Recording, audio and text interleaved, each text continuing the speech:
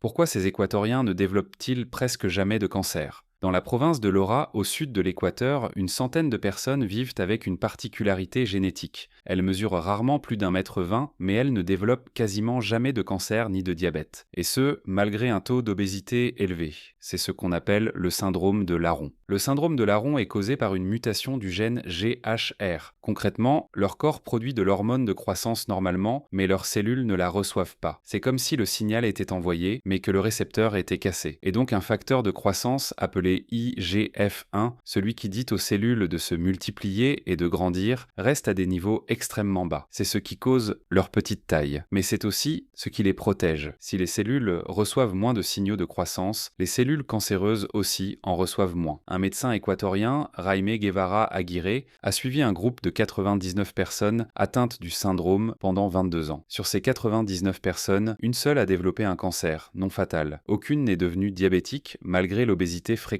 dans le groupe. En comparaison, parmi environ 1500 de leurs proches non atteints, le taux de mortalité par cancer était de 20%. En laboratoire, quand on expose des cellules humaines au sérum sanguin de patients larrons, les cellules subissent moins de dommages à l'ADN et leur taux de division diminue. Moins d'IGF-1, moins de signaux de croissance, moins de cancer. Mais l'origine de cette mutation est aussi fascinante que ses effets. La quasi-totalité des patients larrons d'Équateur portent la même mutation. On la retrouve aussi au Brésil, au Chili, en Israël et aux États-Unis. Une étude de 2014 a montré que tous ces patients descendent d'un ancêtre commun. L'analyse du chromosome Y a révélé que 40% des porteurs appartiennent à des haplogroupes typiques des populations juives séfarades. L'hypothèse est que la mutation a été apportée par des juifs convertis, les conversos, qui ont fui l'Inquisition espagnole au XVe siècle et se sont installés dans les villages isolés du sud de l'Équateur. L'endogamie dans ces villages reculés aurait concentré la mutation au fil des générations. Au final, une centaine de personnes dans des villages isolés de l'Équateur portent une mutation qui les empêche de grandir, mais qui les protège du cancer et du diabète. Cette mutation remonte à un seul ancêtre commun il y a 5 siècles, et elle est devenue l'un des modèles les plus étudiés au monde pour comprendre comment le corps vieillit et développe des cancers. Abonne-toi si tu veux en savoir plus sur tes origines, je poste tous les jours des vidéos sur la génétique des peuples.